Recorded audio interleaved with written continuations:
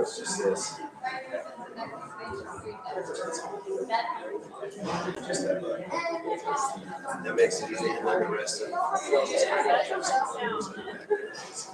Picks up well. I'm just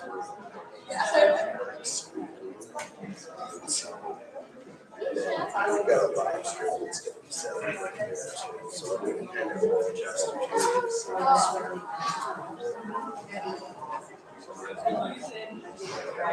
Red's live. Yeah.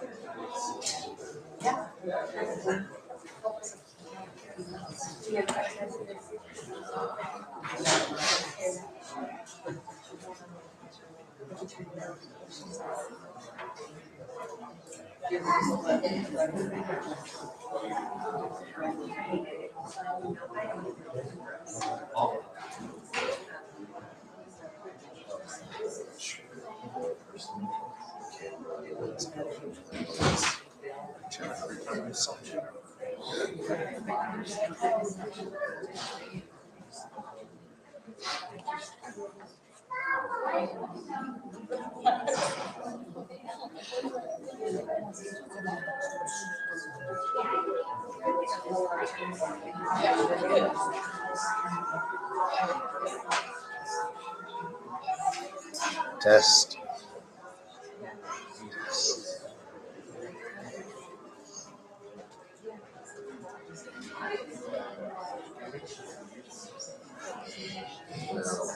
There'll still be a couple people coming through.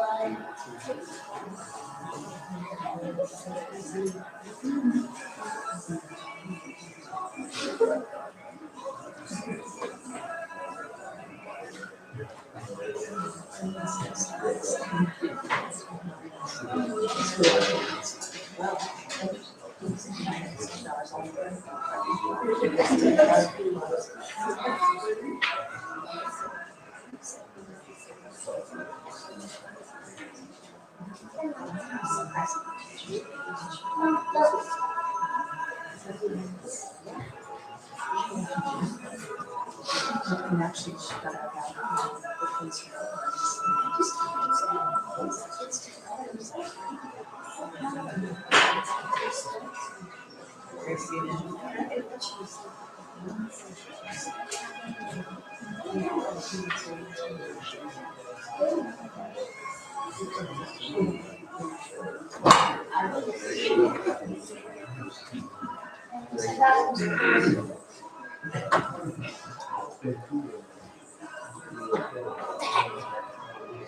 not closed. Just push on it, Gracie.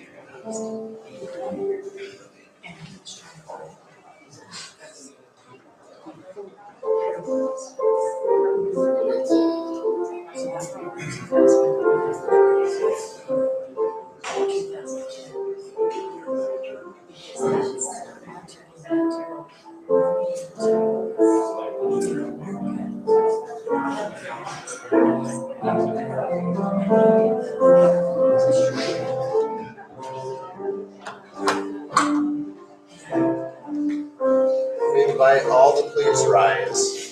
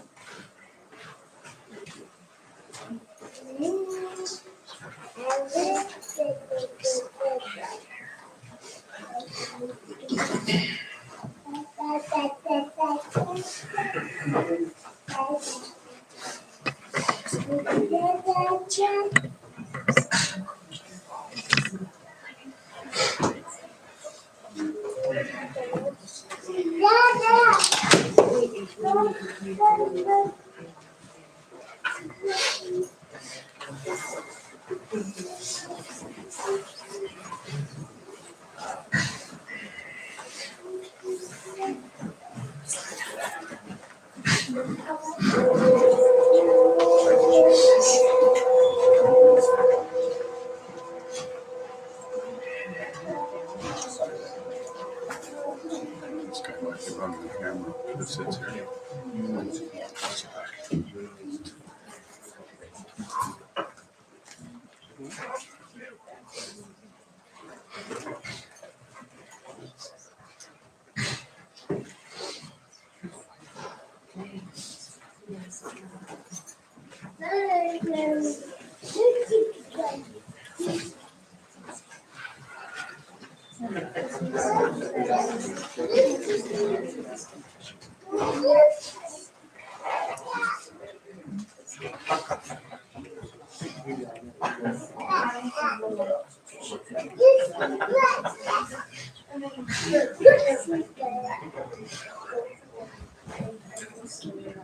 Maybe add these people, then maybe some.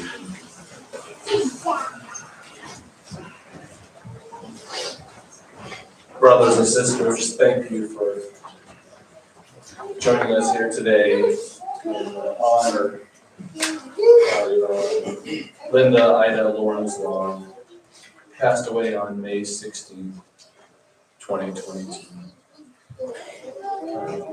My name is Bishop Glenn Osler, and the family has asked that I conduct the funeral service today.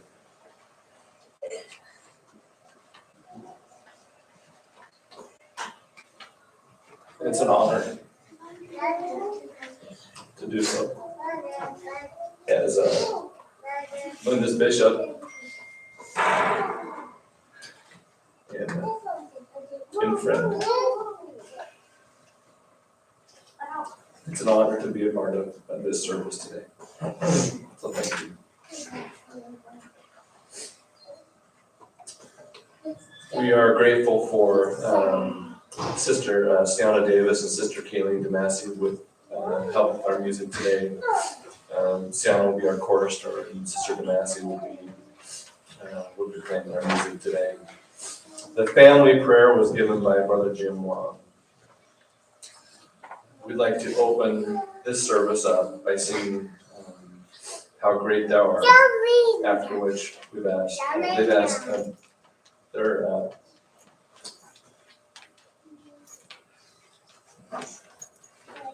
family friend, Dan Davis, to give an opening prayer.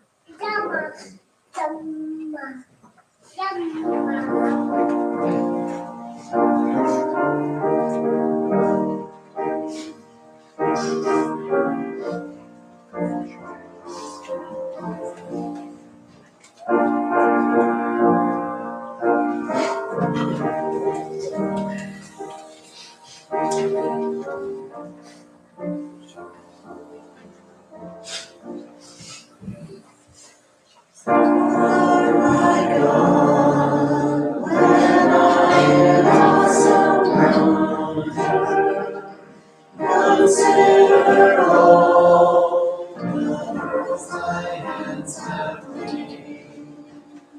I see the stars, I hear the rolling thunder. I pass throughout the universe this way. And sings my soul, my Savior God to thee.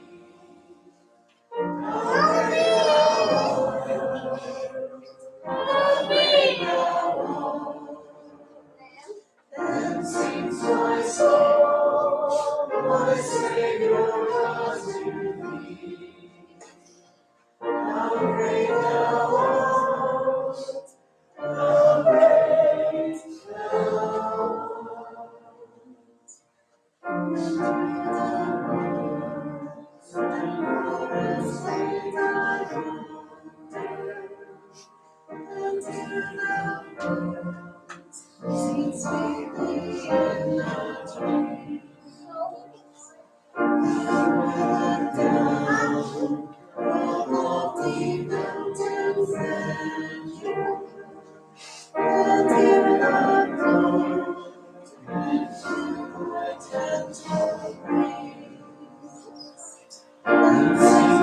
soul, my Savior God, to thee.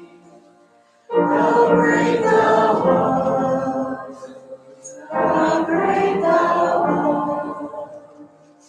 And sings my soul, my Savior God, to thee. How great thou art, how great thou art. I think that God is Son not sparing, sent him to die. My sins taken, and on the cross, my burden gladly bearing, he bled and died to take away my sin. And sings my soul, my Savior God, to thee. How great thou art, how great thou art. And sings my soul, my Savior God, to thee. How great thou art, how great thou art. If I shall come and shout about acclamation, and take me home, what joy shall fill my home? Then I shall bow in humble adoration, and there proclaim, my God, how great thou art. And sings my soul, my Savior God, to thee. How great thou art, how great thou art. Then sings my soul, my Savior God, to thee. How great thou art, how great thou art.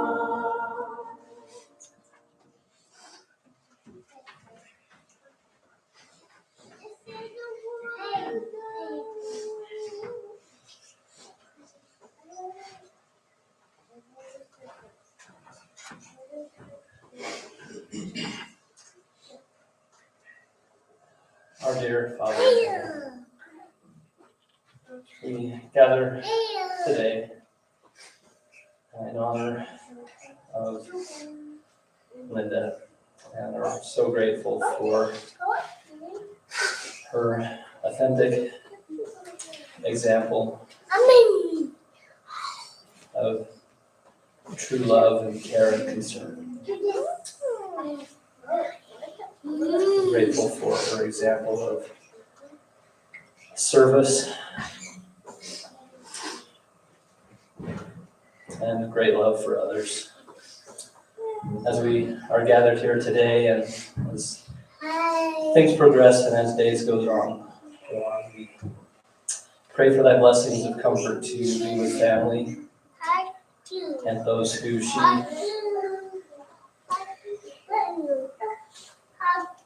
truly treated as family.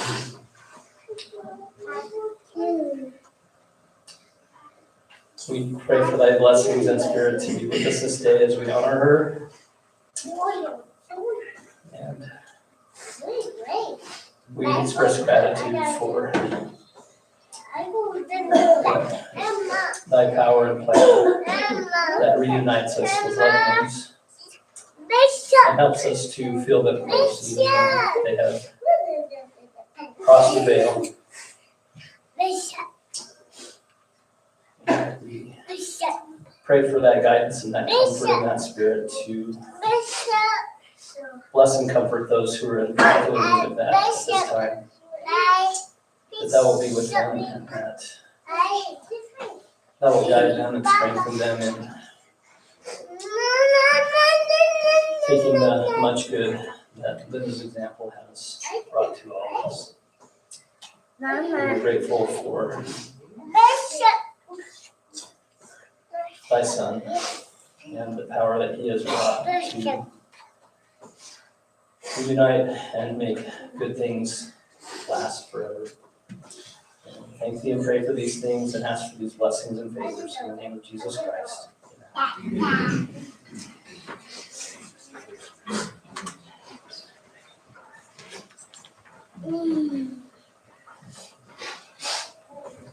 Thank you, Dan. Thank you, Sister Davis and Sister Massey, for your help with the music. Brothers and sisters,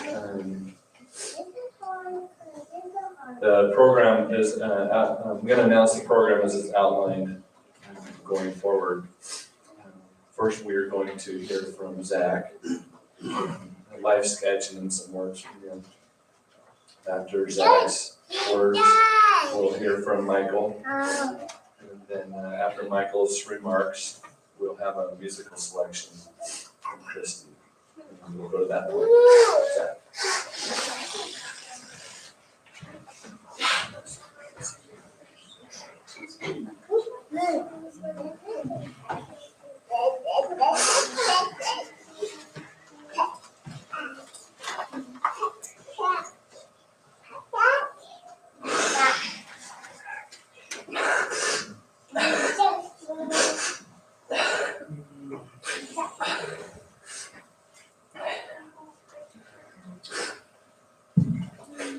Our beloved mother, grandmother, sister, and friend Linda Ida Lawrence Long passed peacefully from this life May 16, 2022, surrounded by her loving family.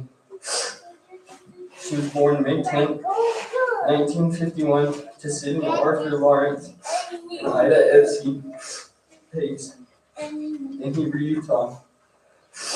She married Wesley William Long August 25th, 1967 in Provo.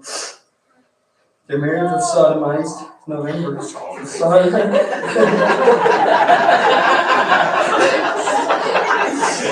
Hey, that makes for laughing, right? Sorry, Grandma.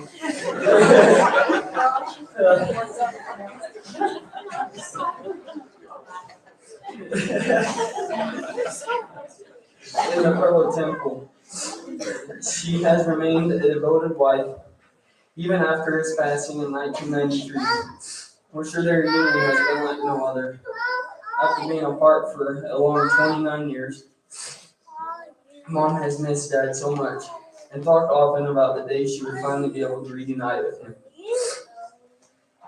She grew up in Provo and attended Dixon Junior and Provo High. Until her last day, she still had contact with several amazing friends she has grown up and attended school with. The family would like to give a special thanks to Mom's closest friends, Jan and Carol, for their loving friendship to Mom through all these years. Some of Mom's favorite hobbies and interests were bowling, quilting, sewing, baking, cooking, crocheting, collecting thimbles, gambling, gardening, and writing in her diary. She loved Carmelos and truffles. She loved the music of Rod Stewart, Dr. Hook, and the Bee Gees. She also loved CCR, and her most recent favorite song was Simple Men by Leonard Skinner. Mom's favorite movies were The Wizard of Oz, The Spiderwick Chronicles, Holes, and Four Brothers. She could watch them all 4 hours on replay. She often referred to Four Brothers as representing her kids. LOL. Mom helped Dad run his business, Wesley Long Roofing, for many years in the late 80s. She went to Utah Valley Community College and became a licensed dietary manager. She worked for Quality Health Care for most of her career. Most of her work was at East Lake Care Center in Provo. Though she worked all over the state fixing facilities, and she was an expert at bringing facilities into state compliance, Many companies were often in competition trying to hire her.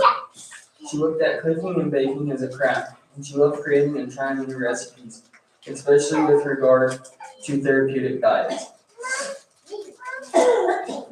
Mom's greatest joy were her children and grandchildren. In fact, if you ask Mom, she would tell you that her greatest accomplishment was her children. Mom loved going out to watch and support her children and grandchildren playing sports, attending plays, and other events and achievements. She had watched her sons work together to build their business of Dr. Jeep and Super Image. She fought her hardest and was able to be present at her daughter's graduation on May 4th, 2022.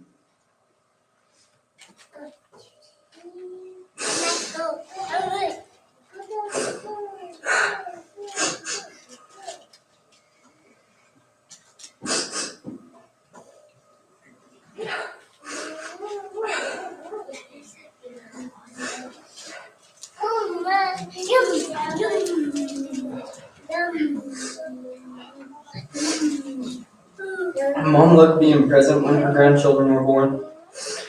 She always spoiled them and her great-grands. She had always said that these children could never have too much love. She helped raise some of her grandchildren and took on roles she did not have to.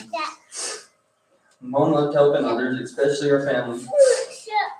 Even if it was something she didn't want to do, she would do whatever needed to be done.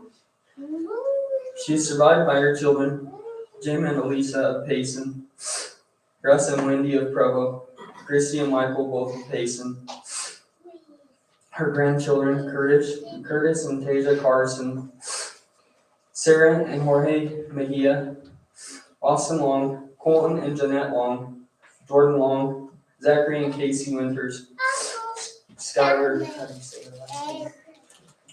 Swigger Long, Gracie Long, and Andy Tiny Long, and her dog Ricky Bobby.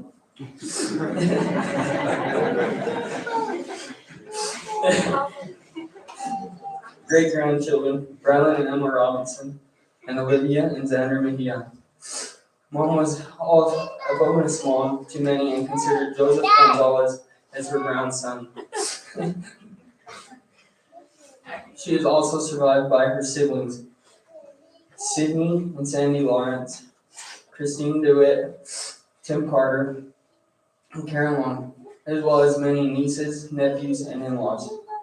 Mom was preceded in death by her parents, her loving husband and sister, Carol Anderson, brother, Jim Carter, son-in-law, Jeremy Winters,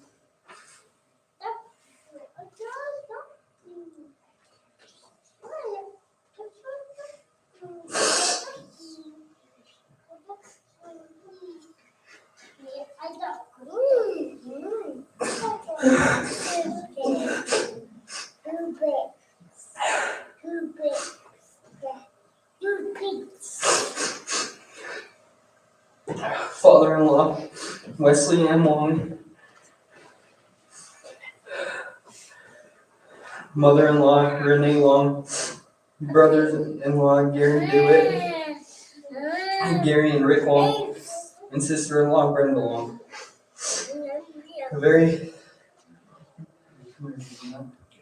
A very special thank you to Brittany Porter for the special friendship you have had with Mom and for keeping her hair and nails beautiful as she is.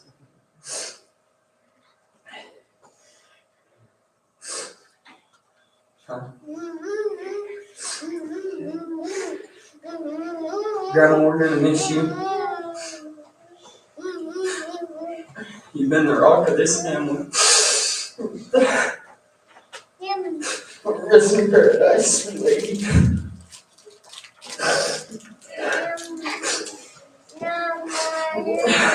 Now I wrote something that I wanted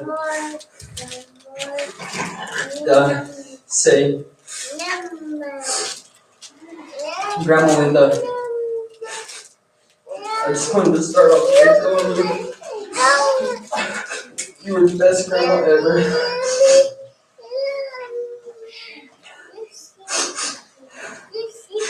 You have made such a huge impact on all of our lives.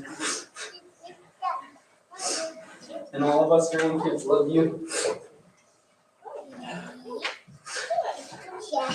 Grandma, you have been through it all. You've been through hell and back. You have fought this cancer for 30 plus years now, and you fought long and hard. Grandma, you've shown me so much, and I have to say the biggest thing you have taught me while you on here was earth is to love unconditionally. Everyone that knew you loved you, and you had the biggest heart, and always had stories to tell. Grandma, moving on without you, it's not going to be easy, but I know you will be with me every step of the way.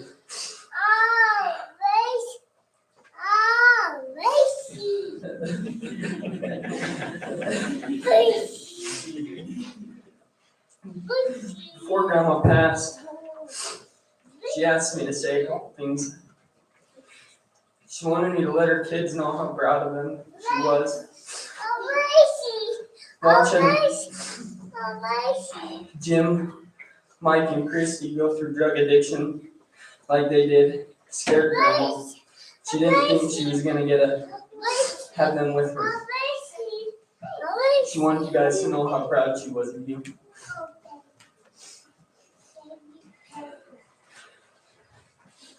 Grandma, I'm going to miss coming home on my lunch breaks every day and eating lunch with you and joking around with you. You have been with me for all 21 years of my life and showed me so much through all of it. I hope that you are proud, Grandma. You helped shape me into the man that I am today, and I will be forever grateful for that.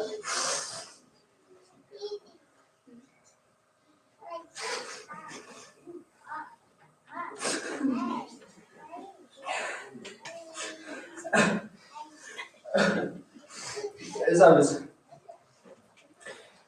sitting in Grandma's room the other night, I was laying on her floor with her quilt over me, and I saw this card in the top drawer of her nightstand,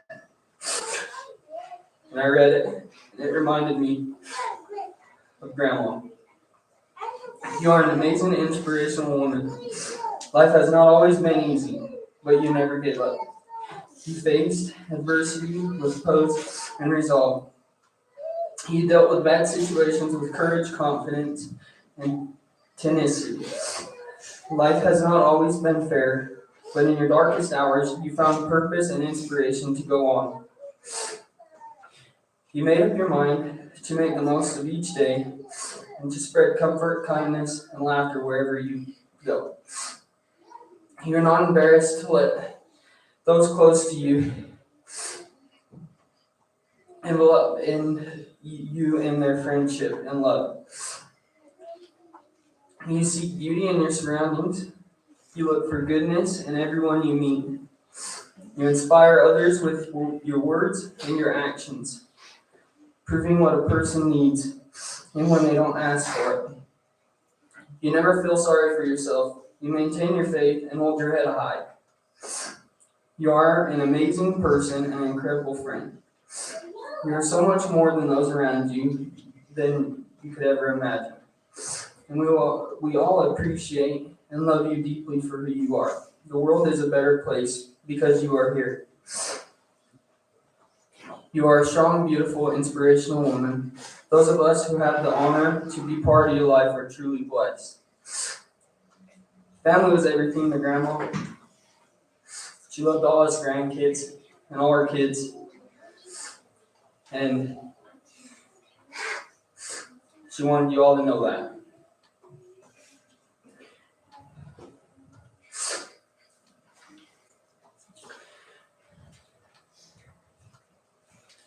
Grandma got to watch her daughter Christy graduate with a master's degree in social work a couple weeks before her passing.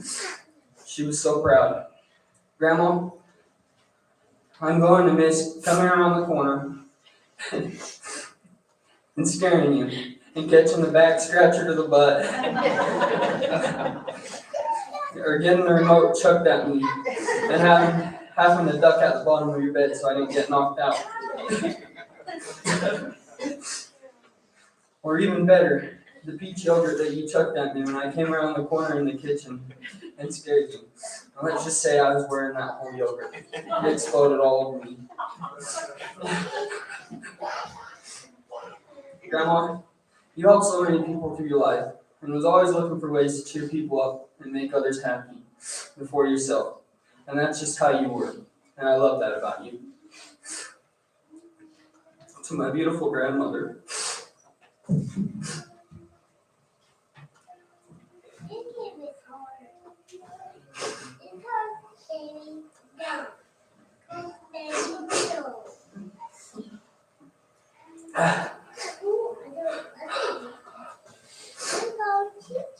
fly high and tell all our loved ones up there that we love and miss them. Give Grandma Carter and Grandpa a big hug for me. Give my dad a hug and a big swift kick right in the butt. Grandma, you were the rock of this family and built us all into what we are today. And I'm glad that we got to watch all of us grow up. And we'll carry you on with us every day and always love unconditionally, just like you. Rest in paradise, Grandma Linda. Love you and miss you so much. This is not goodbye. This is just see you for later. See you later for now, Grandma. Love you.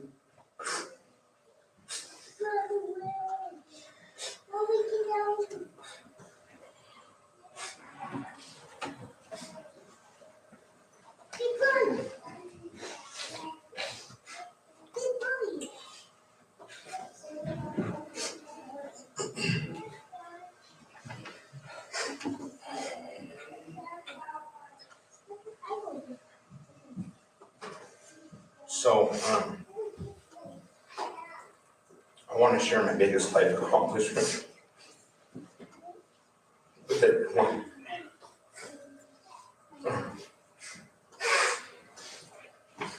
This is the best thing I've ever done in my life. So I'm going to read you a story.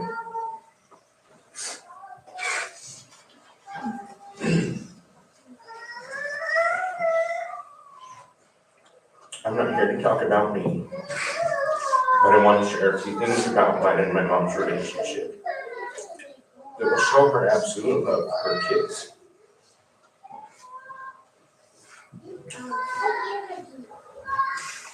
Early in adulthood, I injured my back pretty badly. The doctors prescribed me pain medications. I was 23, and I guess I was pretty naive because I had no idea that those medications were narcotic or addicting. I knew they made me tired and feel weird, but I didn't realize how addicting they were or how addicted I had become until I was totally hooked and couldn't function without them. At this point in life, Mom had been through a few cancer rounds, and she had pain medications. I used to sneak in and steal her pain medications. I wish I could say that it's only happened a couple of times, but unfortunately it became a daily problem because I had no self-control. I never meant to cause her harm, but I repeatedly stole all of her pain medications and even stole the last of her pain medications once while she was in having cancer removed from her body. She had nothing when she needed it, and a couple of times was hospitalized because she was without her pain medications. Her doctor and my family tried multiple times to get her to have me arrested for this constant problem, but she never would.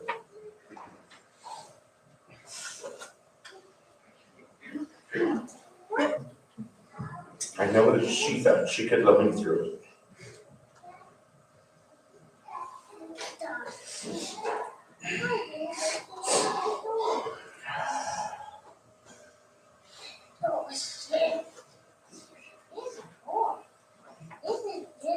I caused her so much heartache, and I just couldn't get my act together. 8 years ago, on May 1st, I was able to get sober, and I have been able to maintain my sobriety. In that time, Mom's health has really declined, and I've had the blessing and opportunity to help her. At first, it wasn't much, but over the past couple of years,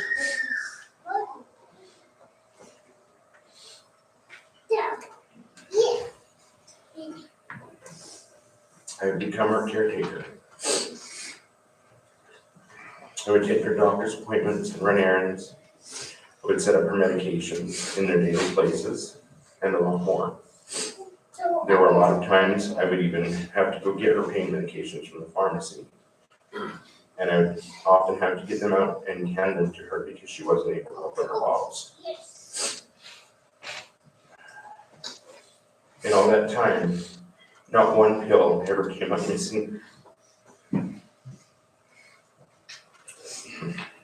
Recently, we had to make the choice to put Mom at the home. And if you knew her, you couldn't call it anything but the home. She would correct you. I've been able to slow down and go over every morning and feed her breakfast and get her dressed. And go over every night and feed her dinner. And make her bed and oftentimes help her get in her nightgown.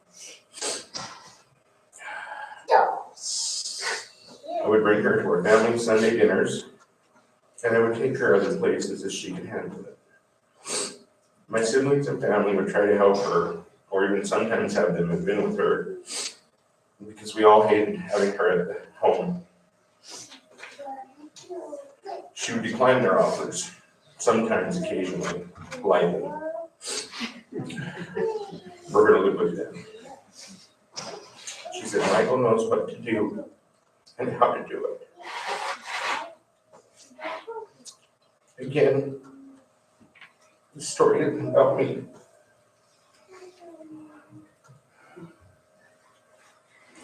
It's to show you that I was able to go from being the biggest problem in her life to being the person she trusted enough to help her with everything she needed help with.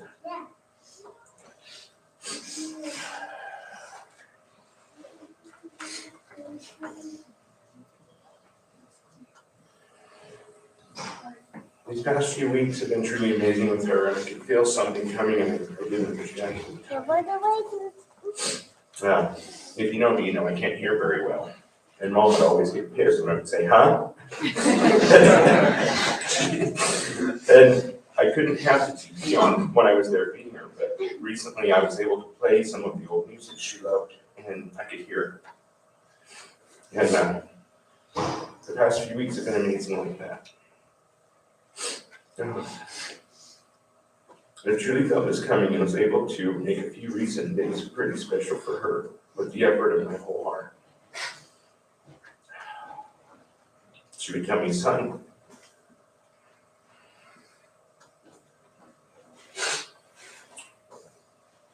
I love you so much. And I would tell her, Mom, I love you with all my heart.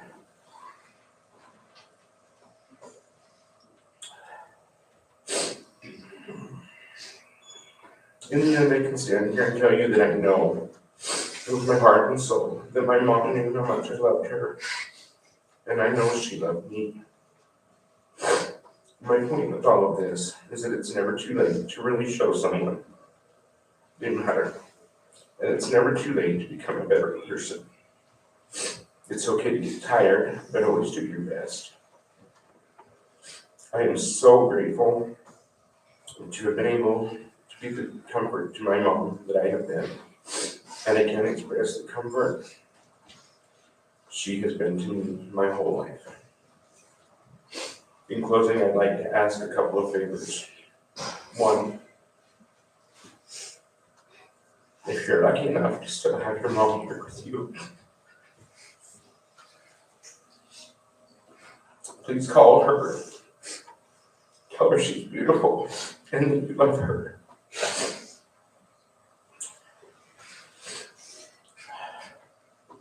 Two, find an opportunity to help someone. And three, show the people you love that they truly matter, because tomorrow isn't promised.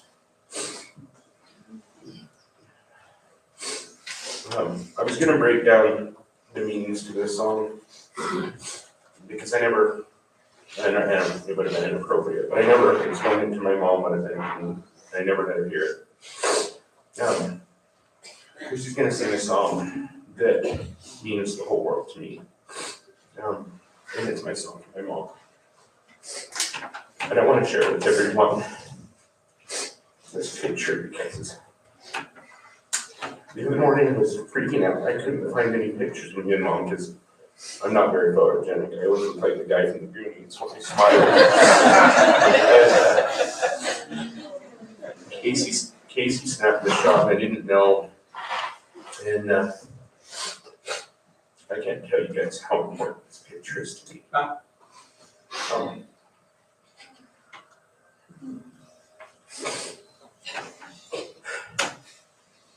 That picture proves to me the comfort that I was to her. That I can't express how I feel to be able to have that blessing of redeeming myself for all the damage I caused her.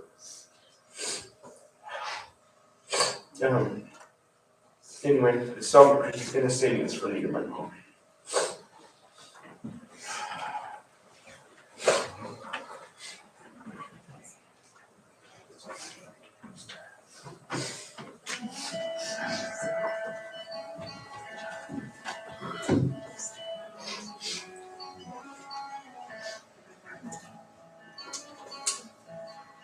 Nobody knows how to say goodbye.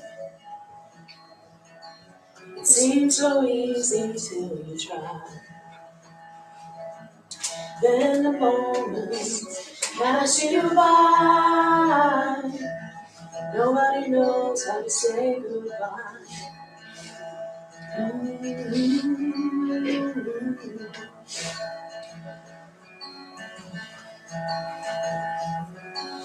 Nobody knows how to get back home.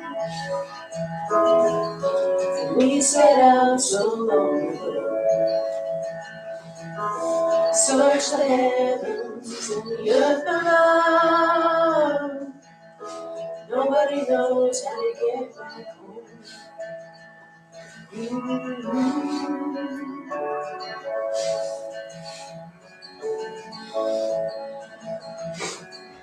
Through the darkness to the dawn. When I heard your voice leading me on. Through the darkness to the dawn.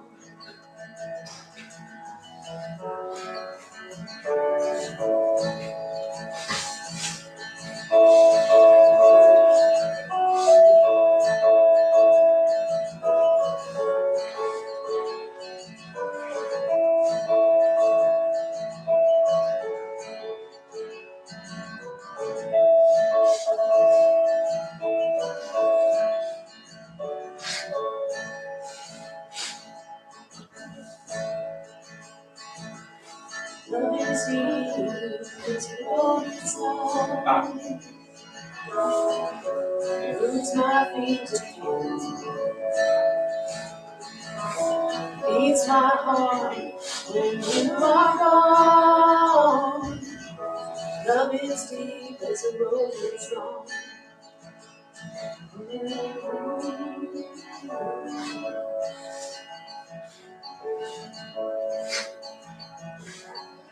Nobody knows how the story ends. Live the day you know you can. This is only where it began. Nobody knows how the story ends. Nobody knows how the story ends.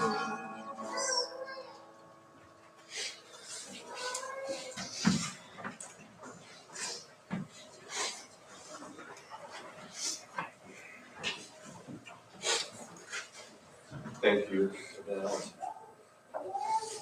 We would now like to hear from Linda's children, those that would like to come and. Now it's on, isn't it? It's on. It's a small enough room, you probably could have heard me anyway. My kids say I've got a loud voice. Thank you for that, Christy.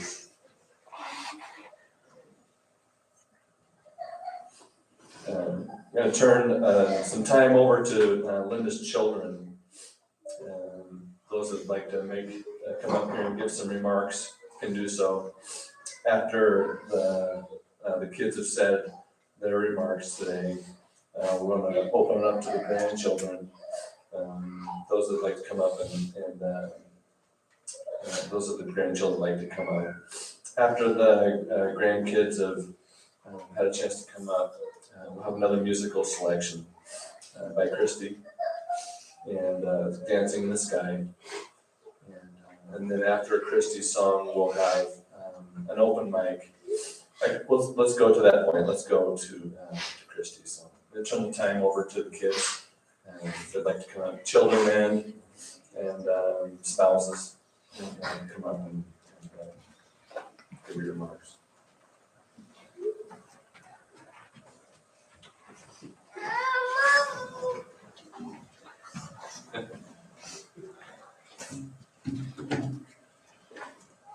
Really. I tried to write how I felt, what I wanted to say. Couldn't do it. Every time I wrote it down, it didn't feel right. It sounded weird. It seemed like I was just like blah, blah, blah, blah, blah, blah.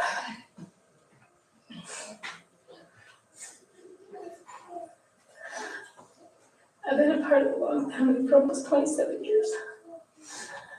I started out being friends with Christy, and much to her dismay, like many of her siblings, I dated her brother. I didn't use her to get to her brother, but I'm glad I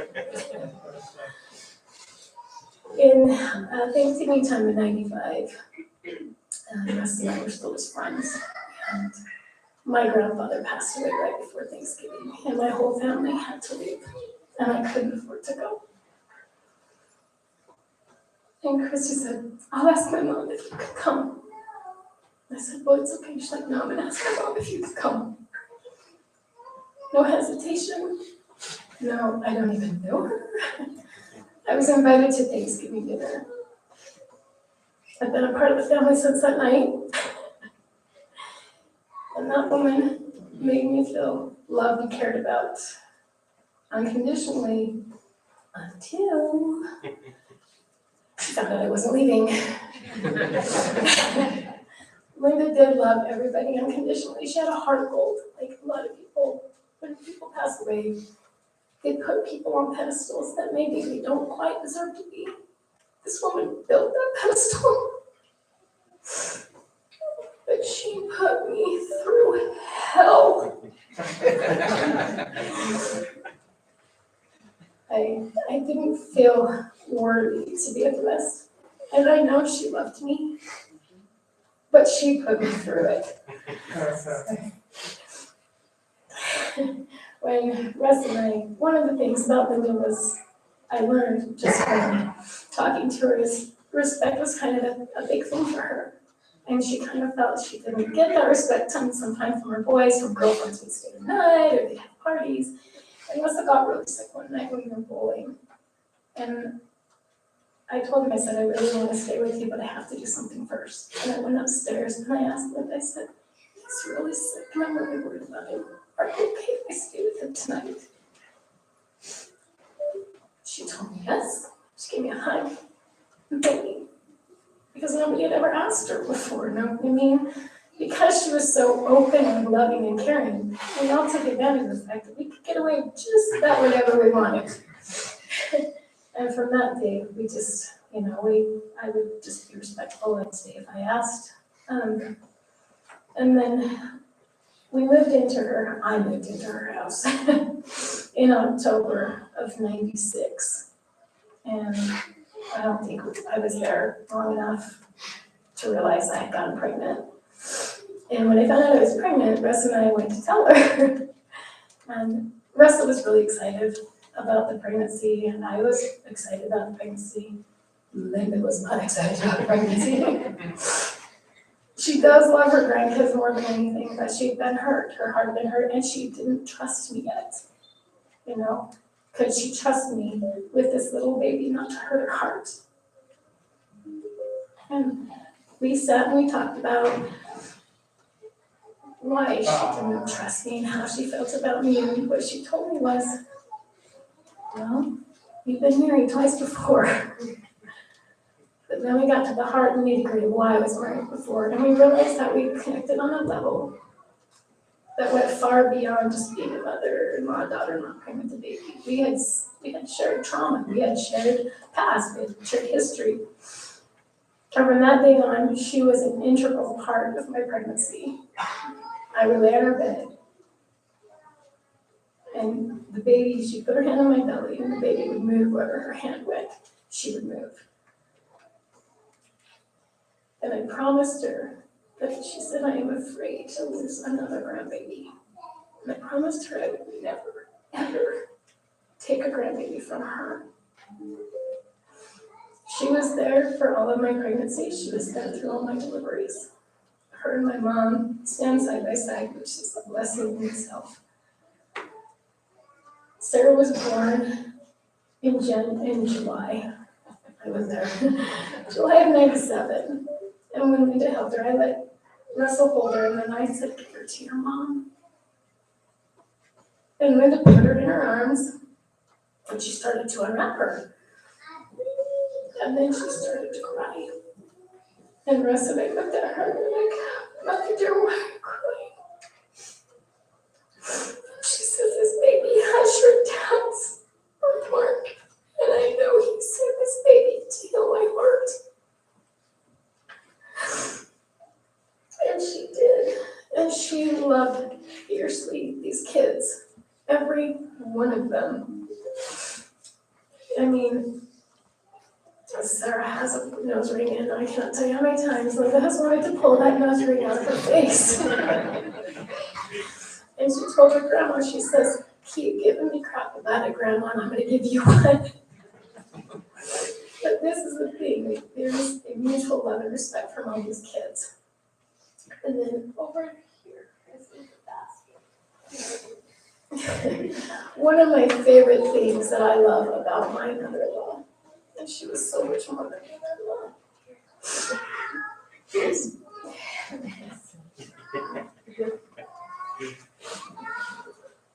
She was an avid journal keeper. If you want to know where you were at in your life at a certain time, Linda wrote it down. When we were going through pictures, we were looking for different pictures to have in the slideshow, and we came across a journal. The journal was mixed in, and I picked it up and I started reading it. And I got to a point where I was like, and I do not like the way Wendy talks to us. She's so disrespectful, and the children are disrespectful. And I'm like, oh, she didn't like me very much in 2008. 2008 was a rough year for me. But these diaries, she every day, you knew what the weather was that day. You knew what each and every one of her kids had done that day. And as the grandkids came, you knew each one of them did every day, whether it was good or whether it was bad. Whether she felt about it in 2008, apparently it was a really rough year for Britney Spears. But yes, well, no, you were the star child till the end. In the beginning, it started out January 1st. I don't know why Wendy is so negative all the time. I don't know why she's just so unhappy. Why? I just hope that this can be a better year for her. That she can be happy. 2008 was when she found out she had cancer for the third time. She was depressed. She missed Jim. Jim was living in other homes. And Mike and I were kind of on the same note, like Paige, like Mike said, her pills were being taken, and she wrote it down. And for the love, Russell did not come fix her fridge again.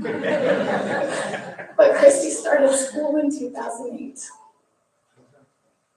This was the beginning of your journey for your master's degree. She saw you through it, and these journals, as personal as they are so sacred. because she loved us all. My kids got baptized in 2008, and it was you and Colton. Proof is in the paper. But she was there and present in our lives for everything. And if she couldn't be there physically, we knew she was there.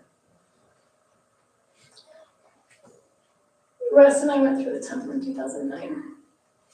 And she was my escort through the temple. And I can't tell you, only one other person in this room knows what it was like to have her escort me through the temple.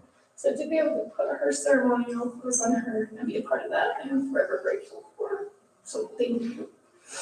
And I say all the time, I know I'm not her daughter, and I get back, yes, you are.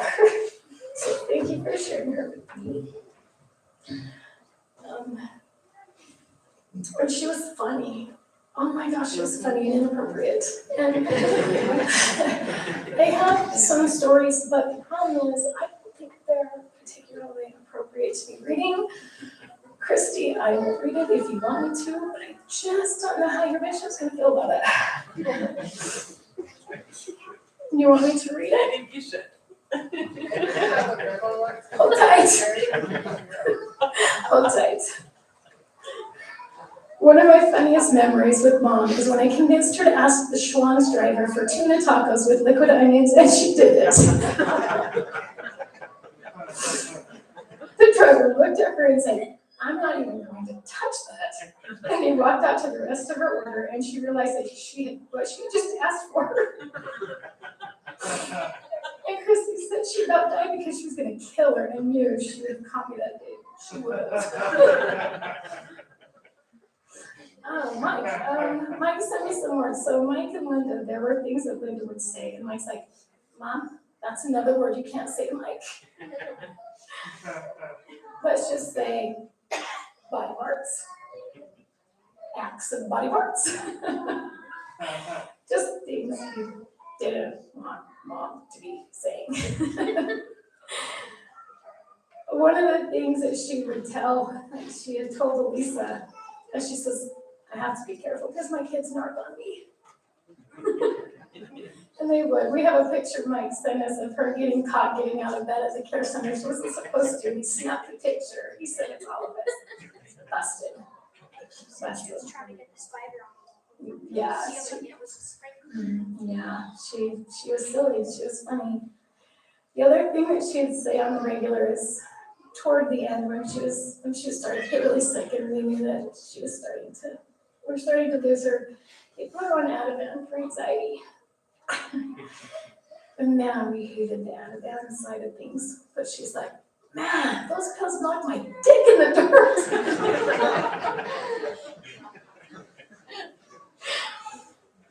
And Gracie has a story of her when Grandma was dancing. And she asked Grandma, what are you doing? She's like, I'm twerking. Don't think Grandma knew what twerking really was. And like Zach said, she had her, I don't have it up here, but her back scratchers. She was tough. I don't care how sick she got, you just didn't mess with Mom. You just didn't do it.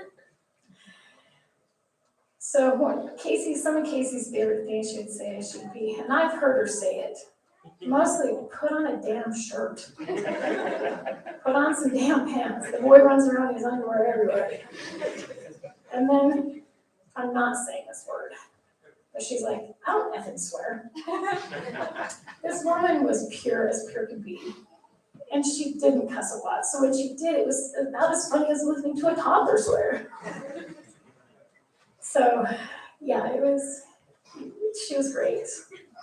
So we have a family story that we think is hilarious. And we were all there that night. We about died when the story happened. I can't remember who all was with us. So Jordan has a new boyfriend named Kyle. And when Linda first met him, all she did was this. I mean, he got glares from her. And then she looks at me and she goes, me and you are going to wind up in jail together. We laughed and I was like, for what, mother dear? Manslaughter. Don't worry, I'll protect you. Who are you murdering? I said, she says, it depends on if Jordan's man's a hitter. I said, Grandma, he's a returned missionary. And she ended it with, so is Josh Powell. We all died. We didn't know what to do. I'm just like, oh my gosh. Oh, this is so hard. She had favorite treats. I have a bucket of cheese balls. I'm more than willing to share. There's a big bucket of cheese balls. Always, Mother Dear always had orange lips, drove Christy crazy, because it was on her lips, it was in her breather, it was in her bed, and anybody who knew her bed was immaculate usually, so this was not her, not characteristic. She loved her caramellos, and she loved recently her mint Utah mint truffles. I have those with me today. You guys are welcome to have them when you walk out. But most of all, she taught me that you just love. You love people. She stood by me through all the stupid stuff I've done. When she told me she loved me so much. Like I said, she escorted me through the temple. She's been there for the rest of my kids. She gave me the most wonderful gift of my life. And shared it with me. She shared her kids with me. And we've gone through it, but we're tight. We're together and we're gonna get through it together. She taught me how to be a mother-in-law. And a mother-in-law is not a monster-in-law. Not the funk. She taught me to love the people my children love. Because if you love your kids, you love the people they love. But she will kill you. I'm grateful for lessons she taught me. She has a faith base that she always believed her faith. Doesn't mean that she didn't have her swearing moments or her mad moments. And I remember one of my favorite things we did is we'd go to Wendover. And we were in Wendover one day. And we were buying her drinks that we thought she was drinking. And we caught her. She got busted again. Thank you so much. And dumped them on the floor. She wasn't drunk that night, but she played along with us really well. Another thing she did for me that just I can't help but laugh about is we were driving back, Russ and I were driving back with our I think from Wendover, and she's driving and she goes, why didn't you jump in the back? And no, I don't know. Gross. But she was great. She was beautiful. I miss her. I love her. And I know she loves all of us. And while I was pretending like I thought I knew what I was doing, I couldn't write it, I just couldn't. I came across this little saying, and it is everything I feel for her, and I feel she feels for us. When the day arrives that there are no more tomorrows for me, I want my children and grandchildren to know and never forget that they were, are, and always will be deeply loved by me.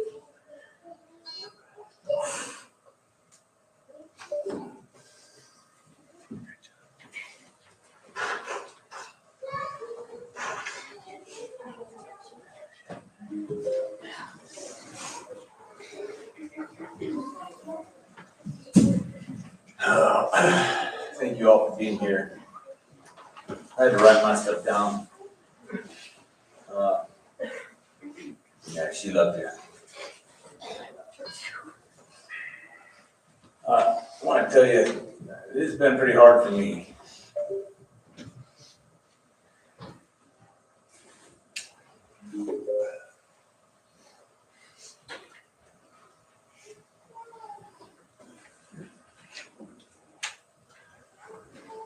I woke up this morning early. I couldn't go to sleep last night. My heart started running off at me. And I keep on thinking about what I'm going to do tomorrow. Am I going to stop in before I go to work, or when I get off? Because that's what the what the routine has been. So I figured, I'll go cry for a little bit. So I started listening to this song, Somewhere Over the Rainbow, this version. And I was driving around every place that I could remember her being at. Went and got me a drink at 7-Eleven, went driving around.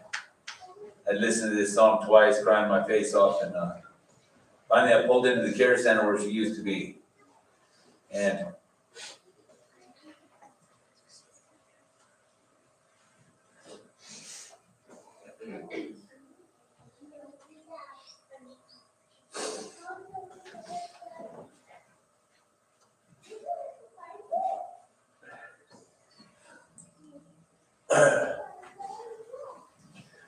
pulled up in there and looked in the doors, looked into the building, and right then the song went on, so I put play again. And right then I felt like she got into the truck, you know. Well, she turned my phone off. She turned my phone off. Yeah, she turned my phone off. So I finally, I got to talk to her for a little bit.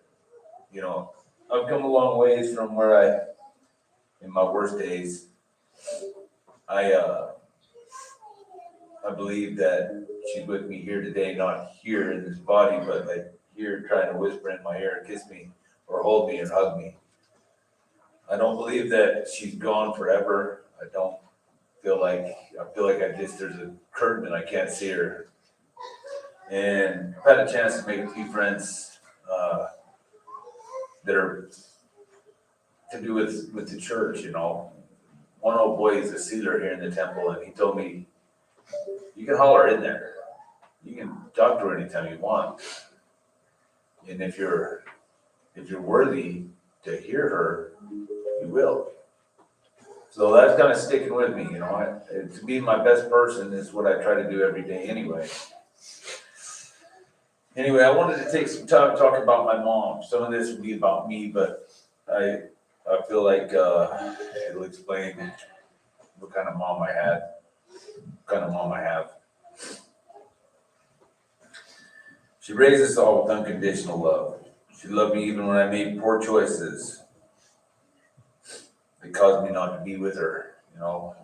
Been to prison a few times, not just one prison. Every state I went to, I got in trouble there. I wasn't okay since my dad died in '93. I tipped over and I just couldn't, I didn't want to be alive, you know. So I don't know how many times I looked down, you know, stuck a barrel of a gun in my mouth or tried to take myself out. I wasn't okay without Dad. She was a great predictor, though. You know, she could tell me, okay, you better quit getting high, or you better quit hanging out with this person or that person. You're going back to prison. And I'd tell her, now, Mom, I know what I'm doing. Sure enough, I'd end up back in prison, and you know, Mom would always find a way to put money on my books. She'd always find a way to pay a phone bill so I could call home. And she would always speak to me with love, you know, she never turned her back on me.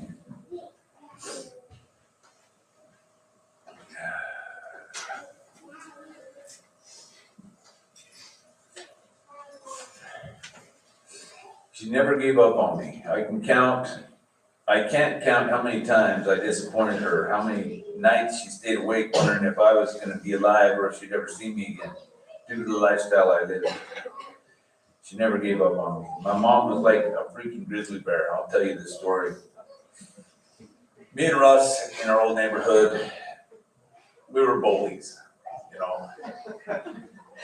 And an old boy down the street had some crutches. And this is when we were about 10.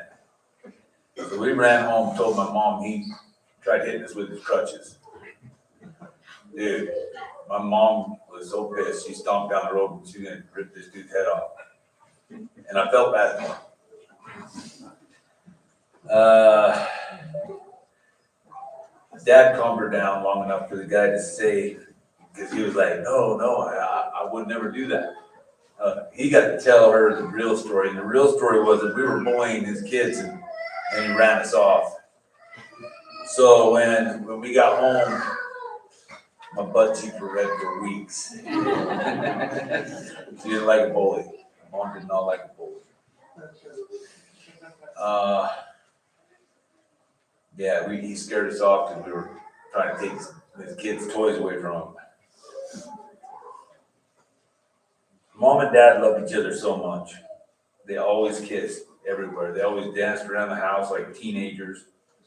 They laughed. They played chess and Scrabble. She loved winning because my dad would get pissed off and tip the game over every time, you know? I mean, that's just how my dad was. He didn't like losing at anything. And we liked seeing that, you know? So we'd be rooting for my mom, go mom, you know? And it'd piss him off even more. In 1993, she didn't want anybody but him. My dad passed away in 93. She didn't want anybody but him. Even though she was still young, she put all of her time into us kids and her grandkids. She took care of our grandma. Set a great example for us. She's battled cancer for over 30 years, determined not to let it take her out. Looking back, I see her superhuman strength to the day she passed. Mom loved going to shows in Wendover like the female impersonator show. Dude, if you've never had an opportunity to see that show, it is freaking hilarious. It's insane. She also liked seeing live bands and gambling. She was always fun to be with. Best cook in the world. She cared about everyone. She chose to live the gospel, wore her garments every day of her life since she was married to my dad. She set a great example. Mom has always been one I could count on in any situation to guide and comfort me. She made it to the University of Utah Hospital in record time when I got shot. I think Christy was probably driving.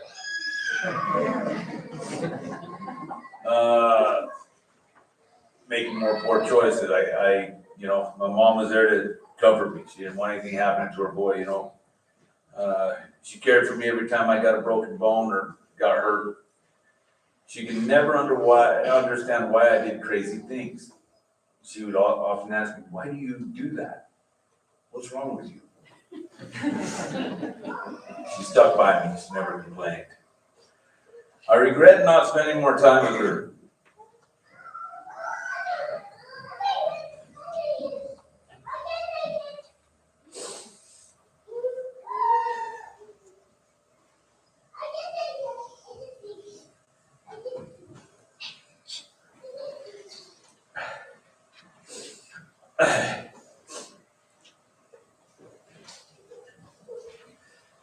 I regret not being a better son sooner. Over the last years, her health has worsened to a point of her not being able to be out of bed much. For the last 5 years especially, and especially lately. She's been able to stay here and see all of her kids change our lives. She tried to get me to understand the importance of being close to God and to get on track. I remember her telling me she needed me to get back to the church and get baptized so I could be with her and Dad on the other side. She was so worried that I was going to be going to hell. She was like, her main thing was, you have to be baptized. And in my mind at that point, I'm like, I don't know if that's ever going to happen. Today, for the first time in my whole life, I'm going on 5 years clean and sober.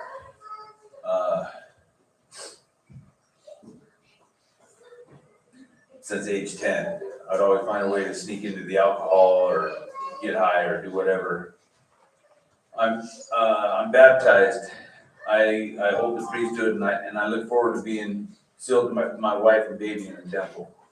That little baby that's running around here is my little son. I'm 53 and I have a 2-year-old. God has a sense of humor. He sent me one just like me. I understand what you were going through.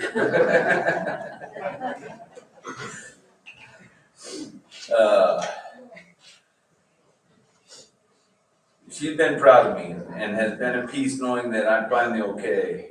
and on track. Russ and I was able to use this precious power to give her a blessing of release.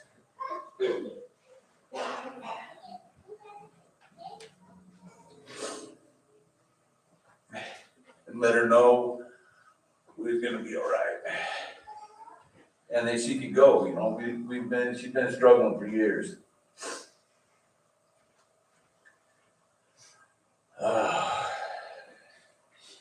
After that blessing, she was only here 4 minutes. She only hung around for 4 minutes after we finally gave her the okay to go.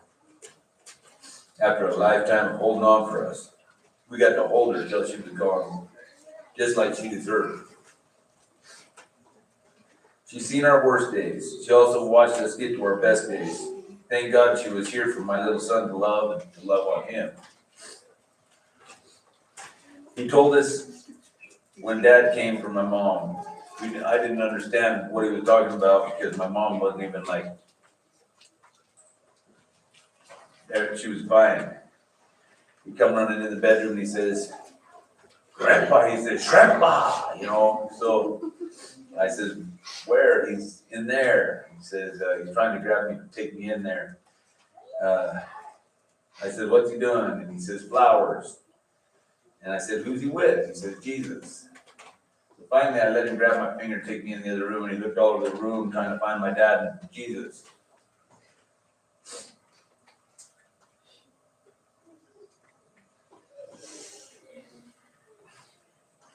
I'm glad he was the one to come and get her, because if he wouldn't have waited, she would have been dead.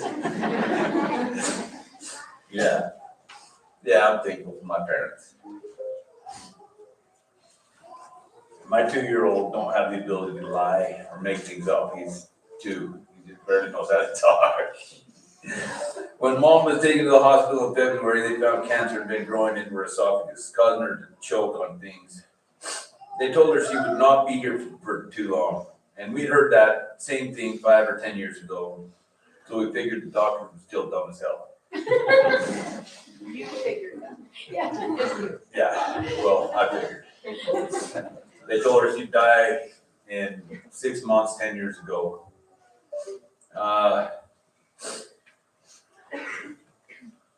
So we took her to the care center where she worked hard to get stronger so she could come back home. Like, she would work out, she would do physical therapy every day. She had hope that she was gonna be able to recover from this thing and stay with us. We had a plan to get her to the radiation. We had a plan to get her radiated again so that tumor would get out of there. And we were sure that she'd beat it again.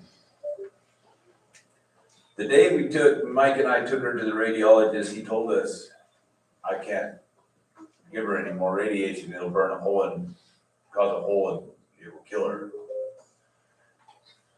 We asked him every question and there was nothing they could do for her. And she was scared, and I seen that scare on her face.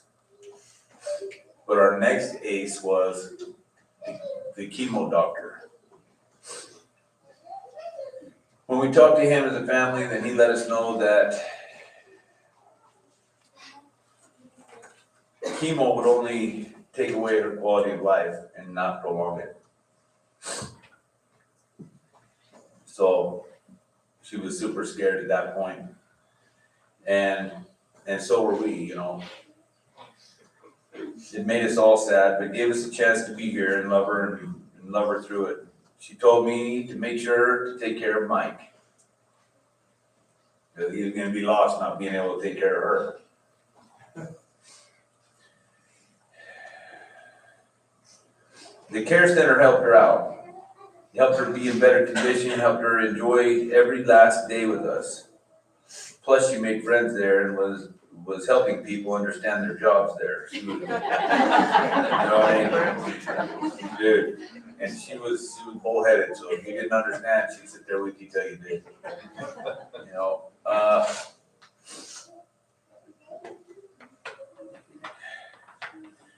the care center, her friends over there helped her relive her glory days when everybody in the nation, in this state was trying to hire her to help them get through survey, you know.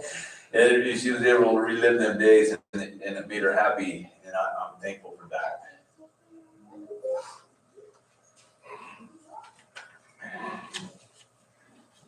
Mom's life is complete. As a matter of fact, for fun, we took her to get her palm read. Now, I gotta tell you this. My wife is who took me to get my palm read. And this was years ago. And she got her palm read. He told me about losing my dad, he told me everything that ever happened in my life, which was crazy. It was pretty insane.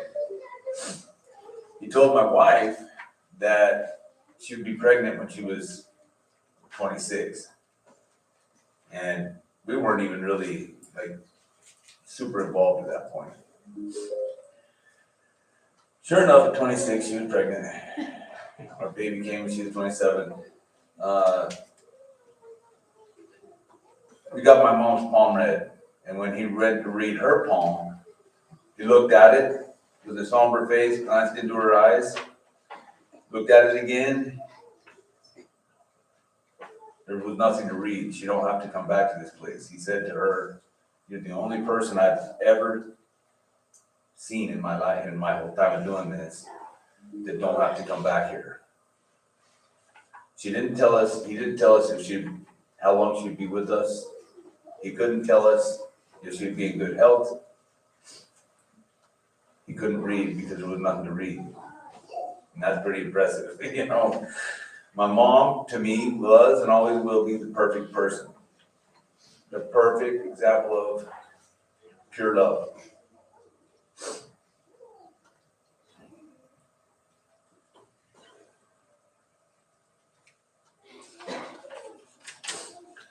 Today I miss her. I don't know what life looks like without her here to physically touch and talk to.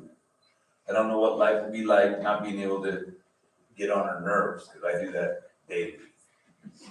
It was one of my funnest things is to piss her off every day. I did truly love getting on her nerves. I guess my wife will find out, but my mom. I'm thankful to be your son, Mom. And for the great times and talks we've had, seeing peace in your heart, knowing I'm finally okay and on track, and I will keep it. I will keep my promise, and I know you will too. Thank you guys for coming.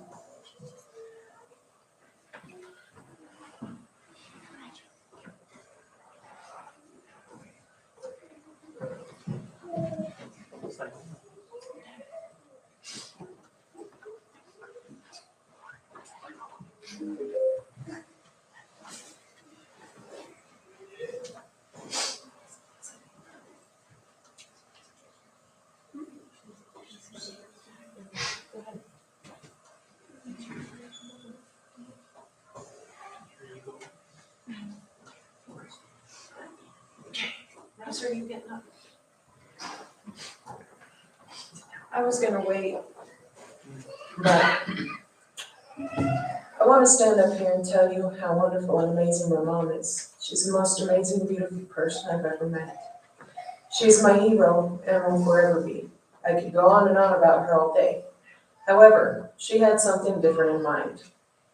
I get the opportunity to share with my brothers a few things that she has shared with me about each of them through the years. Jim, I need to talk to you for a minute.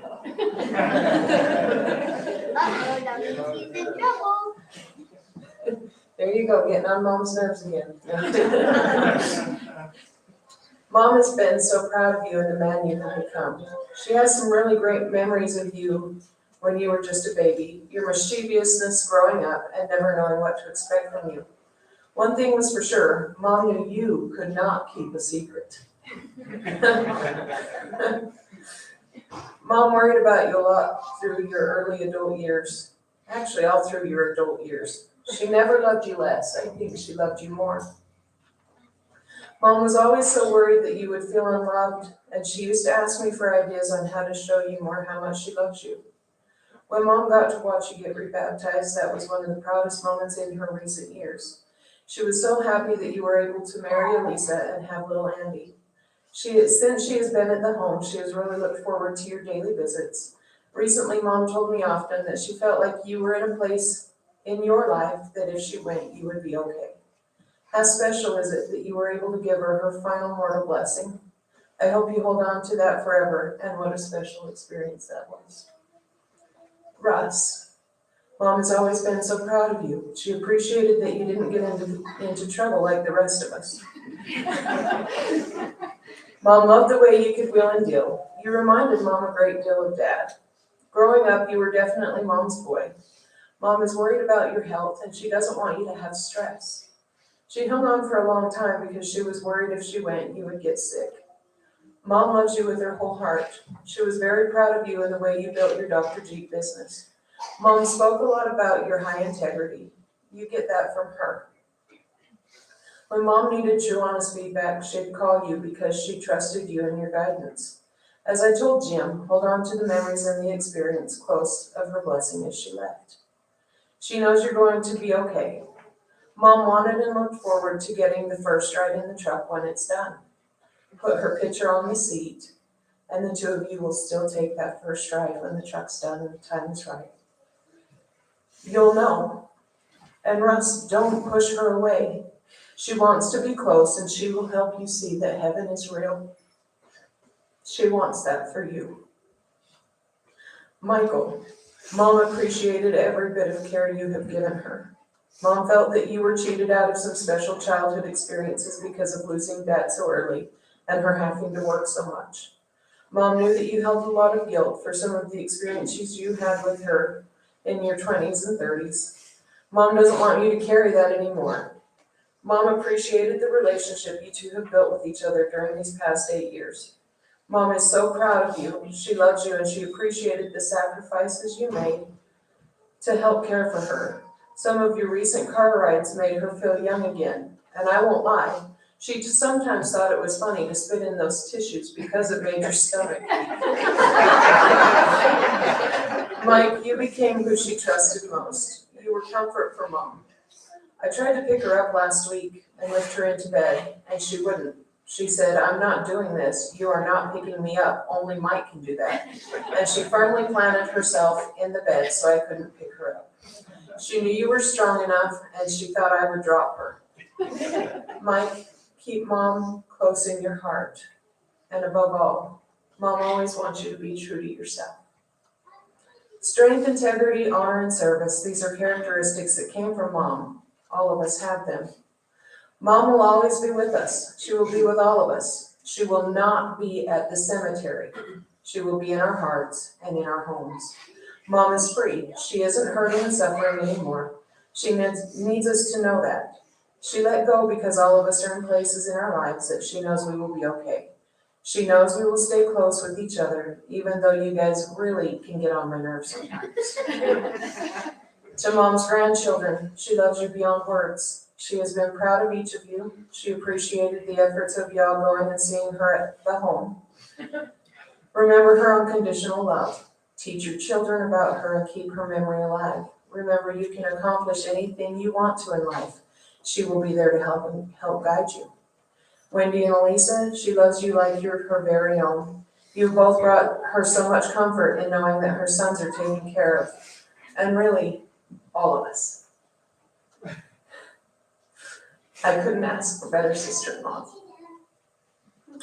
Great-grands, know that Grandma loves you. She always has and always will. When you start feeling sad, put your hand on your heart and feel her love. Okay, Libby? Emma? And the little Xander buddy's there somewhere. And Chris, never stop looking for the fairy houses. She had so many good memories with you. As I said before, she is free. It was time for her to spread her wings and fly with the angels. She will be in our hearts and in our homes. She will always, always be with us, and she wants us to stay close.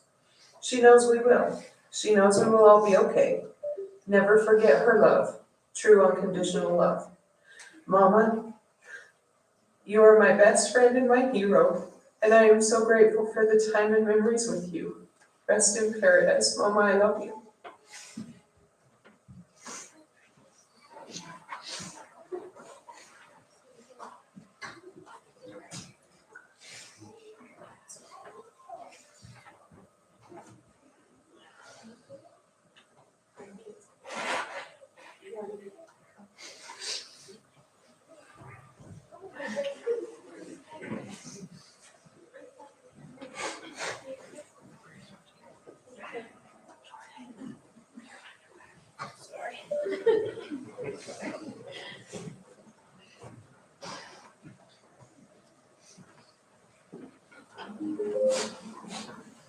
So for some reason, Jordan decided that she's terrified of everyone that she's known her entire life.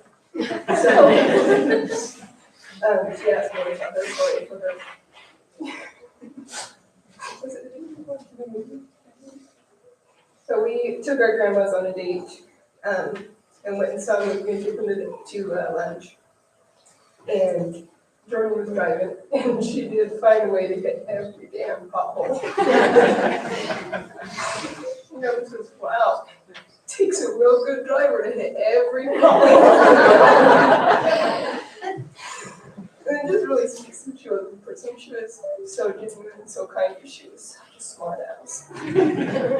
She, Kyle and me and her possessor, that night, when she was dealing with us. So me, Jordan, and Kyle went out one night to visit her, and she wasn't allowed to eat anything solid, and she knows that she can sway me into just about anything. And so she was asking for a cheeseburger. She's calling it something weird. And it took us such a long time to understand what she was saying. And this day we had went to visit her, and she wasn't even in her room. We're like, where the hell did Grandma go? And she was down the hallway in someone else's room. The aide lady had to take her with her so she could keep an eye on her, because I guess she kept trying to walk herself around the nursing home in her wheelchair and wouldn't listen to anybody. So finally we brought her back to the room. She was not happy about it. And she was asking us for this cheeseburger. Eventually that's what we figured out. And also, we can't have a cheeseburger. And she goes, oh my gosh, I just want it. Oh, can we get you something else? And the cheeseburger was for one. He said, what about a Frosty? Oh, I'll take 2 of those. Okay, and so we were trying to get her in her bed because we didn't trust her to be in her wheelchair. So, okay, well, let me try to help you up into your bed so that we can trust that you're going to be here. Oh my gosh. That was the most inconvenient thing that we had put her through. She acted like we were going to kill her. She just thought, why are you still here? Let's go. We can't go with this, Grandma. Just, well, then what are you still doing here? Go get me some Frosties. She was funny, that one. Like my mom said, my nose piercing, she hated it. And I think, same with me not having blonde hair, she thought if she said enough, I would just dye my hair blonde and take my nose piercing out. Because she brought it up every time she saw me. And then she would tell me, oh, honey, you're so, so beautiful and so special. But I hate being in your nose. And she got to the point where she was picking on me. She said, you've got a booger in your nose. I said, I've got a booger in my nose. She goes, oh, let me get it. And she tugged on my nose piercing. So I said, if you keep making fun of my nose piercing, I swear to God, I'm going to try again, I'm going to get you one. You would not. I said, I will. Keep saying things about my nose piercing. I went over one day, we were all taking turns babysitting her, is what they call it. And I took my work over, and I decided that I was going to just, instead of working, I was just going to lay in bed with her and paint her nails. And I was so worried about her because she got so tiny and fragile. And so I was trying to get her mask back on her. She was struggling with it, and I said, I don't want to hurt you, so just tell me about hurting you. And so I went and I fixed it, and she goes, ah. I was like, oh God, what? And she just laughed. She laughed so hard she couldn't breathe. And she said, I gotcha. And that same day I was trying to organize some stuff for Christy in the laundry room. She needed to be in there telling me that I was putting them in the wrong place. And so I told her, I said, you better go get in your bed or you're going to get in trouble. Don't tell me what to do. Don't tell Mike. And I said, okay, well, if you promise to just sit still, you just sit in your wheelchair, I'll let you come up here. Don't put that there. don't put that there. Like, oh, do you need to go lay your ass in bed? And it was so funny that Gracie came home and said, you don't gotta be so aggressive with her. And Grandma laughed because that's just how she was. I think everyone towards the end especially was so tender with her because we thought she couldn't take it, but she's still smart ass. But one last story, not even a story. When she lived, I was going through pictures, and I'm so thankful for iPhones and their live photo things. You can play back and get 5 seconds of audio because there are pictures that I have that were already special, but then you can hold it down like here talking. And it just reminded me, I heard her voice in this recording. And her voice is so raspy. I was like, because that's before everything in here. It wasn't so light. Her voice was very deep and very raspy. And I just hearing that reminded me when we would walk into the blue house and you'd open the door and she'd have her oxygen. You'd tell her she was. If she was downstairs doing laundry, her oxygen was downstairs. When the cord was across her room. I can't, in my head I hear that. She says, I can't see her. She says, who is it? Who is it? And we would say, me, and she's like, oh, it's my Sarah. And then you just hear her shuffling out. And then I was like, oh, she only knows it because of my voice. And so I tested her a couple times. She knew who was in the house before we said anything. She knew who was there. She'd still say, who is it? But she knew who it was. She's just so special. We're all really lucky to know her.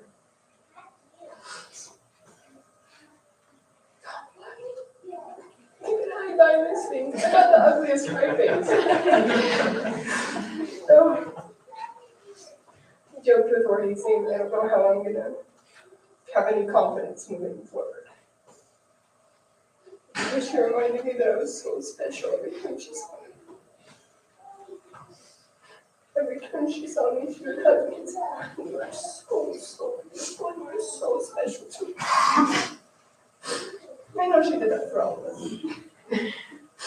So I'll remind you all that you're great. But no, this is great since you have an old parent who loved her. I don't know how the hell we're gonna get through it, but I guess it's just part of life. And I'm grateful to have you. I love you. So. That was great. She told me to stand with her. I didn't want to get to argue.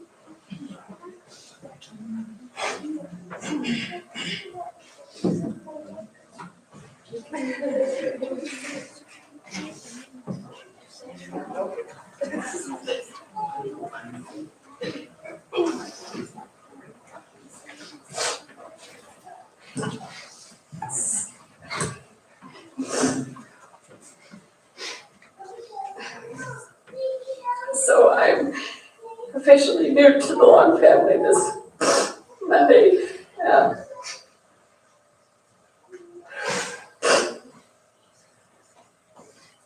We lost Grandma on our wedding day, and everyone was saying, "Oh, it's a bittersweet day. It's a bittersweet day." And it wasn't bitter; it's sweet because we get to share that day with her for the rest of our lives. On her birthday, we were sitting with her, and Colton told her that he was so glad that she was going to make it to our wedding. And she said, I'm going to keep fighting till I can see a baby come for both of you. And I had to step out. I said, Grandma's trying to make me cry. And let me tell you, ever since then, she keeps hiding my birth control. Everywhere. I keep telling her, Grandma, I gotta take it. And she just keeps hiding it. You know what?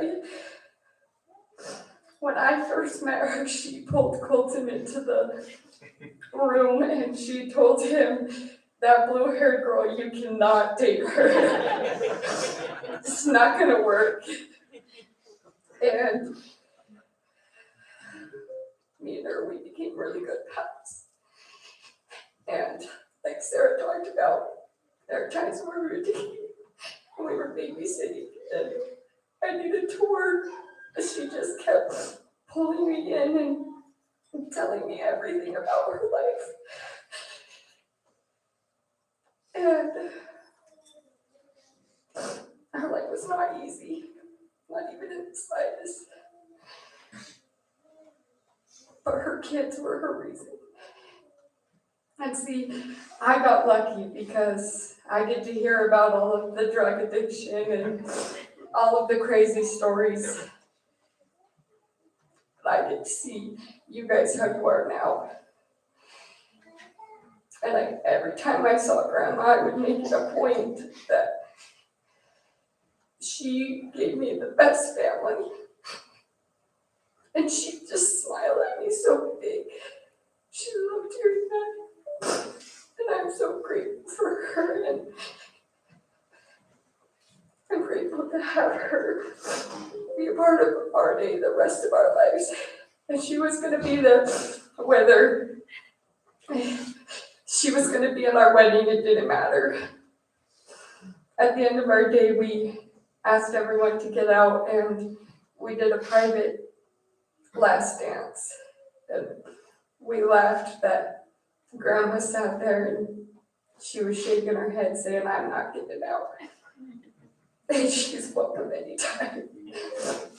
And I'm just so grateful that I got to know her and that I got to see her goofy side, because it didn't come out, at least for me, until the home, and I'm so grateful for that.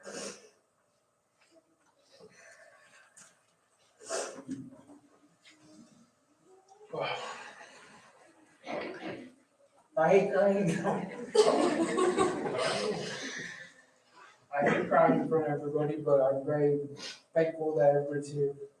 Because my grandma was super just loving and kind to everybody. And Jeanette stole my show because she said everything I was thinking, even though we were talking. I think it's just perfect what she said, especially the bittersweet thing is I don't have any bitterness towards it. I don't think that is part of it. I think now I get to share that day with two of the most beautiful women in my life, and it just means a lot. If anybody knows Jeanette, you know that she gets a bunch of tattoos.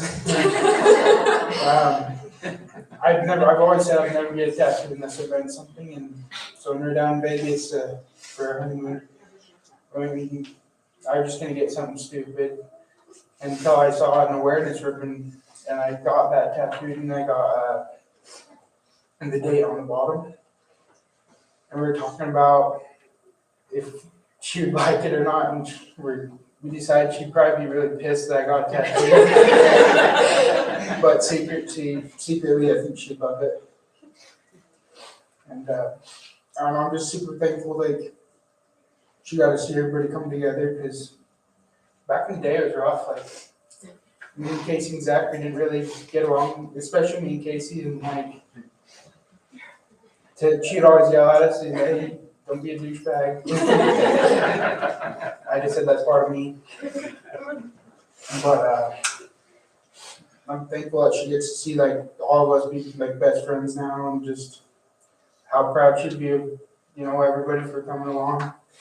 The other day I sent out a text that was like, it was like 16 pages. Just trying to tell everybody how much I appreciate them. And I don't know, I've just been really thankful to have everybody be a part of everything. Everybody was so selfless on our wedding day, just making sure we had a great day. And even though with everything that happened, and all of us running on like 2 hours of sleep, I just couldn't ask for anything better. And it was super like overwhelming to have her final dance and just know that she was there, being stubborn and saying, "Oh, screw you guys, I'm gonna stay in the room." But yeah, I love everybody that's here, and I'm appreciative that y'all are good to see her go. And I'm just thankful that she looks so beautiful. Like, it's always been my worst nightmare, like going to viewings, because they never look like themselves, but she looks just so great, and I'm very thankful for that. Thank you guys.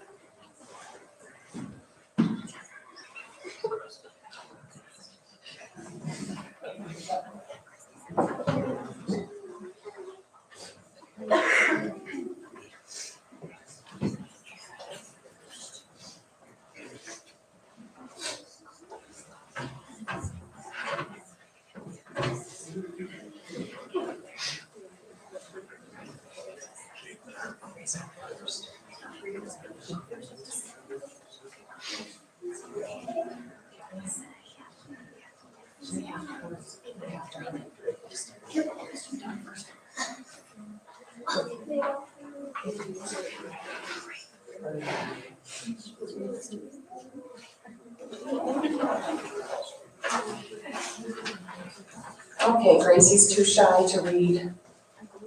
She says, Grandma was an amazing person. My favorite memory with her is one day I walked into her room and Casey was on the bed and she suddenly started to move her body. We asked what she was doing and she said, I'm twerking, in a soft murmuring way. In the end, at least she isn't hurting anymore. Love, Gracie.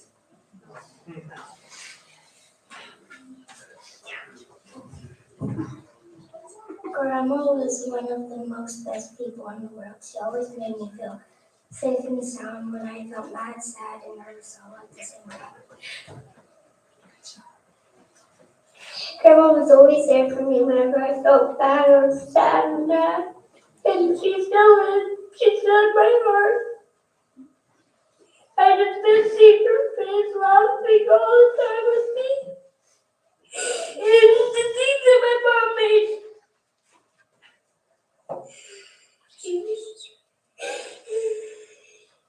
She made a little garden. It was her playing the poor little piggies about me whenever I was a little baby. And I miss being a baby and seeing her laughing all the time with me. But I can still see her in my room, laughing with me, cuddling with me. I wish I could see her in person, but I can't. None of us can, but we can see her. And not in person, but when we go to sleep, we are gonna have dreams with her, cuddling with us, or hugging us to do something.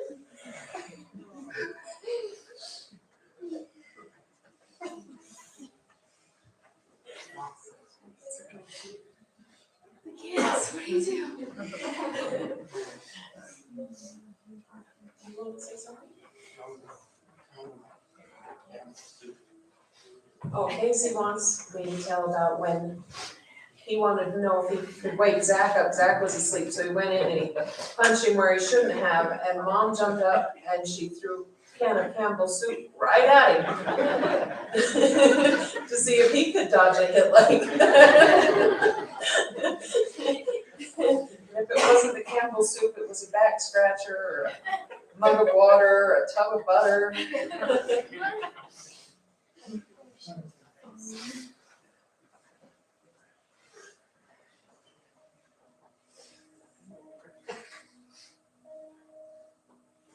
Tell me, what does it look like in heaven?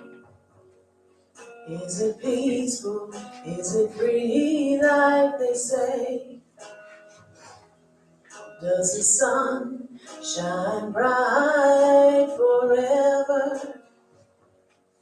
Have your fears and your pain gone away? 'Cause here on earth it feels like everything good is missing since you left. And here on earth everything's different. There's an emptiness. Oh, I hope you're dancing in the sky. I hope you're singing in the angels' choir. And I hope the angels know what they have. I bet it's so nice up in heaven since you arrived. So tell me, what do you do up in heaven? Are your days filled with love and light? Is there music? Is there art and invention? Tell me, are you happy? Are you more alive? 'Cause here on earth it feels like everything good is missing since you left. And here on earth everything's different. There's an emptiness. Oh, I hope you're dancing in the sky. I hope you're singing in the angels' choir. And I hope the angels know what they have. I bet it's so nice up in heaven since you arrived. I hope you're dancing in the sky. I hope you're singing in the angels' choir. And I hope the angels know what they have. I bet it's so nice up in heaven since you arrived. Since you arrived.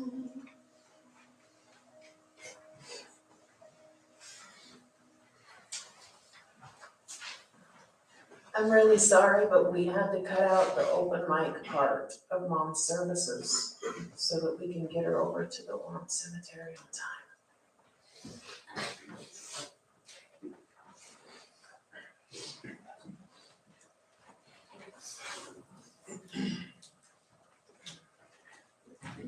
The most shocking thing for me is that I didn't know Krista's name. What? I've known her for 7 years, give or take, and I didn't know she sang, so thank you for those musicians. Our ward choir needs more people, so there's the plug right there. There's our word plug right there. So I had to say that.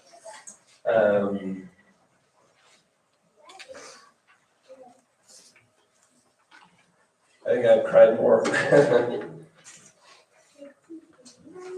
the family today.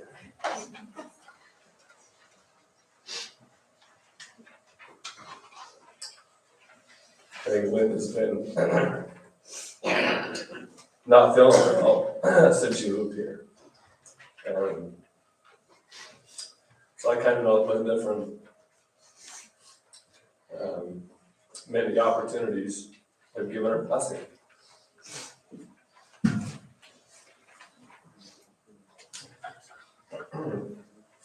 And a few of you in this room have been able to help. And it's been an honor to be a part of that. And she is a fighter, just like everybody says. And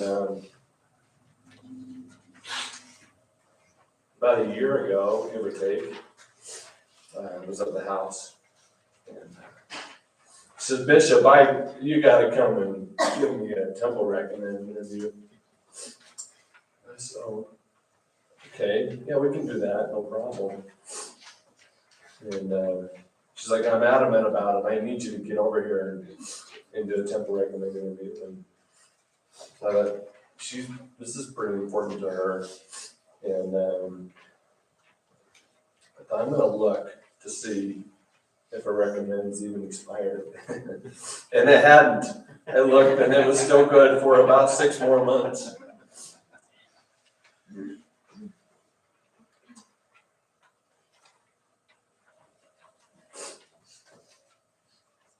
But I testify. That was one of the most important things in her life. Was that she knew she was worthy to enter God's presence. And I'm thinking all week of a few things to say, but it wasn't until early this morning. And as I rose and called upon our Heavenly Father, that I felt that these words from Elder Rasband, who is a member of the Quorum of the 12, in the 2019 or 2020 conference in October, talking about temple recommends. To qualify for the honor of the temple recommend, you must live in harmony with the teachings of the Church of Jesus Christ of Latter-day Saints. In your interview, speaking of a temple recommend interview, you have the opportunity to search your soul about your personal faith in Jesus Christ and his atonement. You have the blessing to express your testimony of the restored gospel, your willingness to sustain those whom the Lord has called to lead his church, your faith in the doctrine of the gospel, your fulfillment of family responsibilities, and your qualities of honesty, chastity, fidelity, obedience, and observance of the word of living, the law of tithing, and the sanctity of the Sabbath day. Those are the bedrock principles of a life devoted to Jesus Christ and his work. I felt like that was Linda. That was Sister Long. That's who I knew over the last 7 years as the bishop. She's the bishop of a year or so. Her previous bishop and counselors are here tonight, or today, this morning. I guess it's now turned into the afternoon. And they love her too. And it was an honor for me to sit down with her a couple months ago and listen to her testimony of the gospel of Jesus Christ, her family, and the things that are most important to her as she testified to me. It was an honor to be a part of that and to know her and to be to call her a friend. Brothers and sisters, the gospel of Jesus Christ is real. The plan of salvation is real. Our Savior Jesus Christ is real. He died for us that we might live again. I testify to this in the name of Jesus Christ. Amen. We are going to have our closing hymn, Families Can Be Together Forever. I'm guessing that was Linda's first verse. I'm guessing that was one of her favorite songs. So thank you for letting us sing that. After which the closing prayer will be by President Matt Hinton, who is here today, and I failed to recognize him, and I apologize. President Hinton was Linda's bishop for just about 5 years. And he'll give us our closing prayer, and we will go to that point.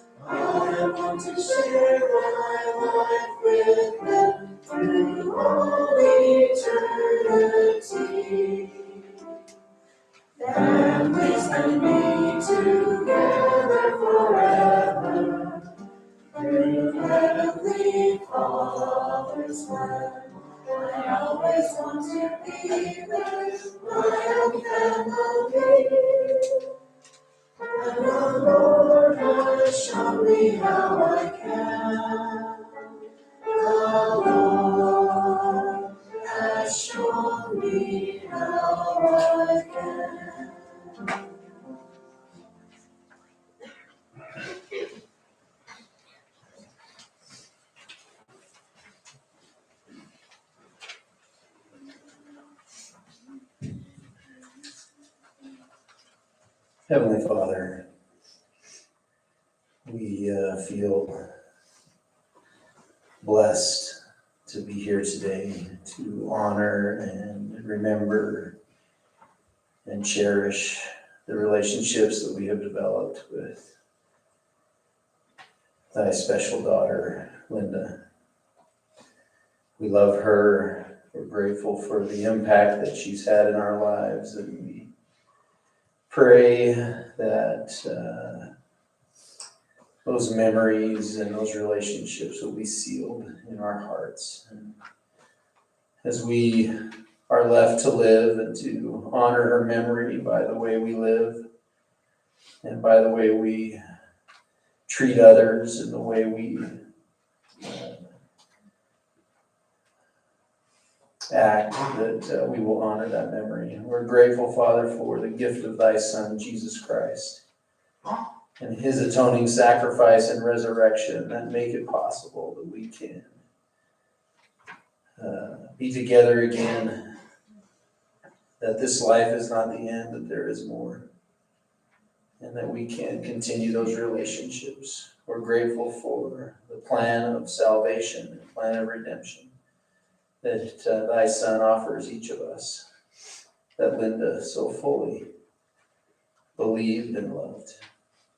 We love thee, Father. We grateful again for the opportunity we've had. Please bless Jim and Russ and Christy and Michael and all the grandkids and great-grandkids and all those who loved her, that they will have a peace in their heart that will settle and will bless them.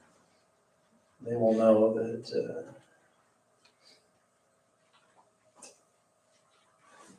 thou art with them and with Linda. We pray this in the name of Jesus Christ. Amen. Amen.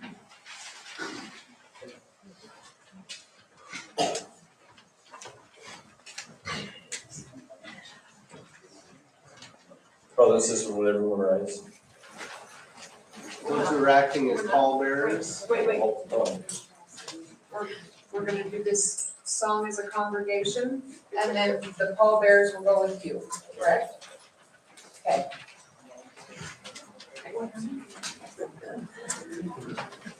So we do an a cappella version. This is her favorite song, and we ask that all of you participate with us.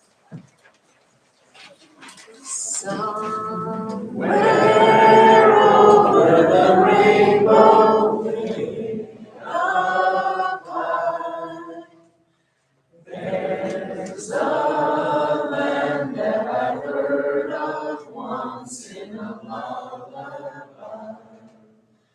Somewhere over the rainbow, skies are blue, and the dreams that you dare to dream really do come true.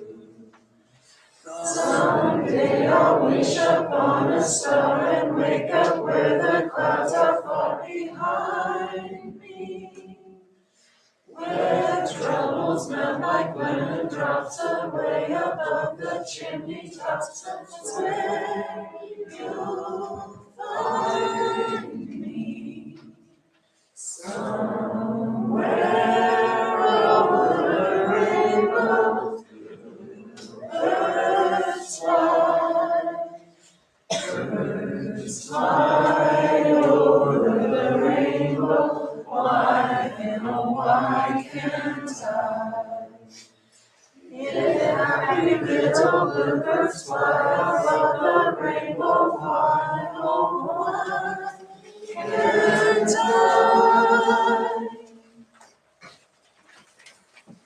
We have those who are acting as pallbearers and step out onto the front.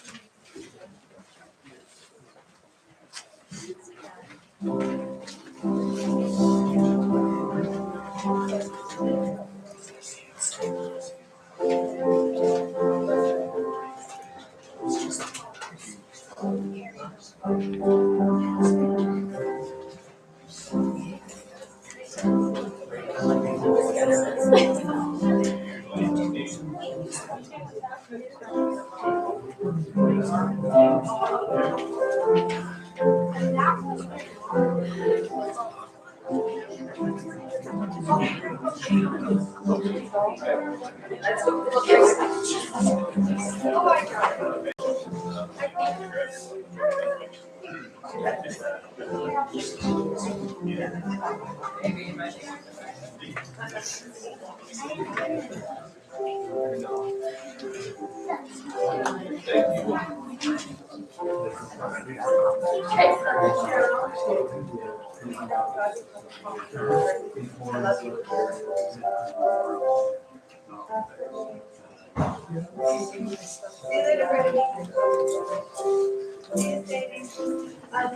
Guys. Good to see you. I was like, oh. He's in charge. I'll tell you as soon as he tells me what time. Oh, I'm sorry. Sorry.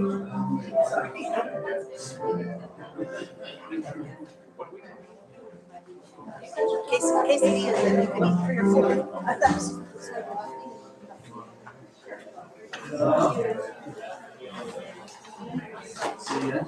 Sit by you.